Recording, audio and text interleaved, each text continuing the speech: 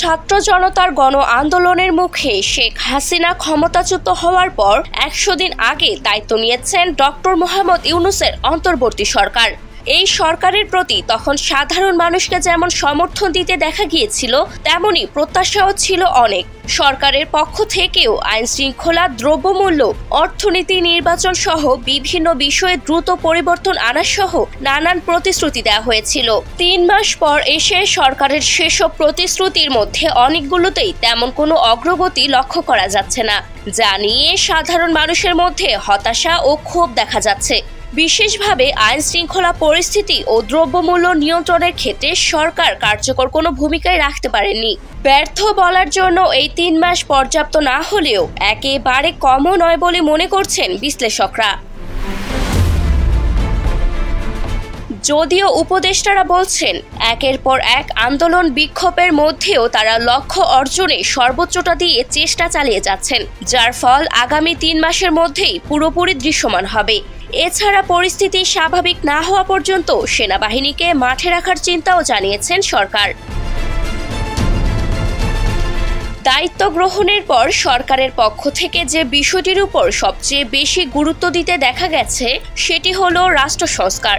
জাতির উদ্দেশ্যে দেয়া ভাষণেও প্রতিবার রাষ্ট্র সংস্কারের প্রতি বিশেষ গুরুত্ব দিতে দেখা গেছে প্রধান উপদেষ্টা ডক্টর মোহাম্মদ ইউনূসকে।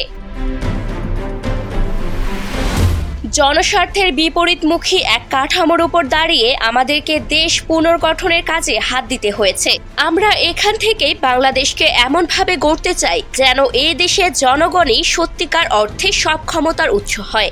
গত ২৫শে আগস্ট জাতির উদ্দেশ্যে দেয়া প্রথম ভাষণে এ কথা বলেন অধ্যাপক ইউনূস। সেদিন তিনি আরো বলেন, তরুণ প্রজন্ম, শিক্ষার্থী ও জনতার আত্মত্যাগের প্রতি সম্মান জানাতে রাষ্ট্র সংস্কারের কাজে সফল আমাদের হতেই হবে, এর কোনো বিকল্প নেই।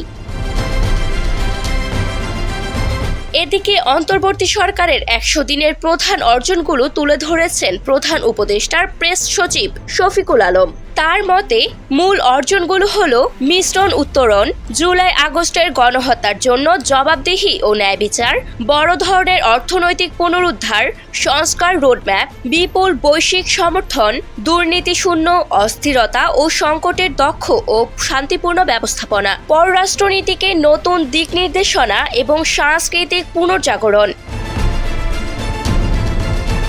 গণ অভ্যুত্থানের ১ মাসের মাথায় সংবিধান, নির্বাচন ব্যবস্থা, পুলিশ, বিচার বিভাগ, দুর্নীতি দমন ও জনপ্রশাসন সংস্কারে ৬টি আলাদা কমিশন গঠন করে সরকার। পরবর্তীতে এই তালিকায় নতুন আরও 4টি কমিশন যুক্ত করা হয়। সেগুলো হলো স্বাস্থ্য বিষয়ক সংস্কার কমিশন, গণমাধ্যম সংস্কার কমিশন, শ্রমিক অধিকার বিষয়ক সংস্কার কমিশন এবং নারী বিষয়ক সংস্কার কমিশন। এই 10 খাতে কোনটিতে কী ধরনের সংস্কার হওয়া প্রয়োজন সে বিষয়ে ইতিমধ্যেই কাজ শুরু করেছে কমিশনগুলো।